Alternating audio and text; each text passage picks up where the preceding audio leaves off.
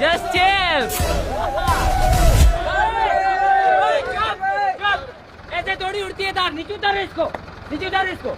इस तरीके से थोड़ी उड़ती है थार, इसे थार उड़ाना थोड़ी कहते हैं। अभी मैं बताता हूँ कि थार किस तरीके से उड़ेगी। थार को उड़ाने से पहले पब्लिक की डिमांड है इसका ड्यूरेबिलिटी टेस्ट किया जाए। Durability test? हाँ ड्यूरेबिलिटी टेस्ट। हाँ विक्रम। हाँ भाई। लोग थार को मॉडिफाई कराते हैं। हाँ कराते हैं। लोग थार को बर्फ में लेके जाते हैं, लेके जाते हैं। लोग थार को रानी बना के रखते हैं। सही बात है। लेकिन क्या किसी ने आज तक, पागल है क्या यार, ऐसा मत किया कर प्लीज, ऐसा मत किया कर।